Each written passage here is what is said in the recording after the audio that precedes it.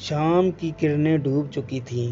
دن بھر کی تھکاوٹ کے بعد میں ابھی بستر پر دراز ہوا تھا کہ ایک اعلان کانوں میں سنائی دیا۔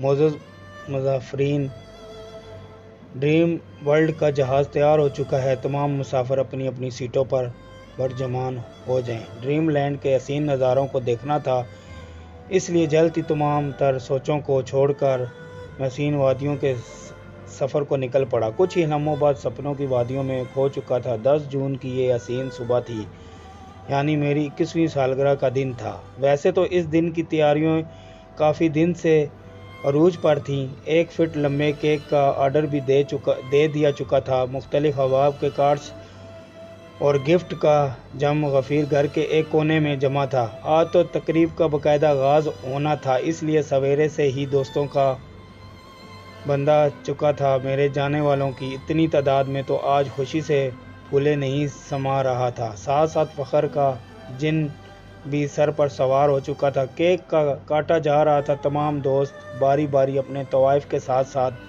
گلے لگ کر مبارکباد سے امکنار کر رہے تھے۔ آخر یہ صاحب کون ہو سکتے ہیں جو کافی دیر سے تنہ تنہا بنا کسی شور شرابے سکوت کی چادر اوڑھے کھڑے ہیں؟ کہیں میرے ساتھ ان کی کوئی ناراضگی تو نہیں؟ تنہائی میں کھڑے ایک شخص کو دیکھ کر ذہن مختلف سوالات ابھر رہے تھے۔ کافی دیر تک تو منتظر رہا کہ شاید یہ شخص آ کر مجھ سے ملے، لیکن اس نے مجھے کوئی خاطر خواہ لفٹ نہیں کروائی۔ آخر میں خود ہی دوستوں کی لمبی قطار سے گزرتے ہوئے اس کی جانب لپکا۔ ایک لمحے تو میں حیران ہو چکا تھا، یہ تو وہی شخص تھا جسے میں نے آئینے میں دیکھا تھا۔ اس کی شکل تو ہو بہو میرے تصور سے ملتی تھی۔ محترم، آپ مجھے مبارکباد نہیں دیں گے؟ میں بولا۔ کس بات کی مبارکباد؟ وہ صاحب بولے۔ آپ کو معلوم نہیں؟ آپ تو میری سالگرہ کی تقریب میں شامل ہیں۔ میں مسکراتے ہوئے بولا، محمود، خوشی تو مفاد پر کی جاتی ہے، نقصان پر نہیں۔ وہ بولے، کچھ سمجھ نہیں، کھل کر صاف صاف بتائیں۔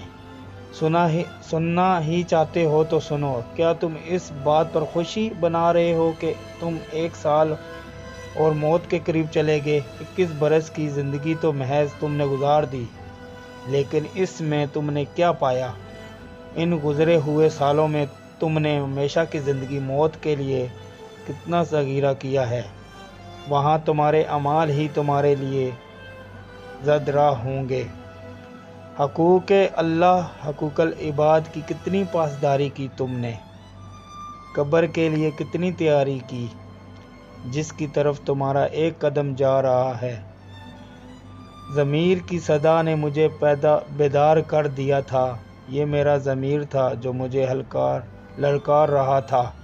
جاگتے ہی میری آنکھوں سے اشک جاری تھے اور میرا دل یہ کہہ رہا تھا کہ ہمارے ضمیر سوئے ضرور ہیں پر مردہ نہیں۔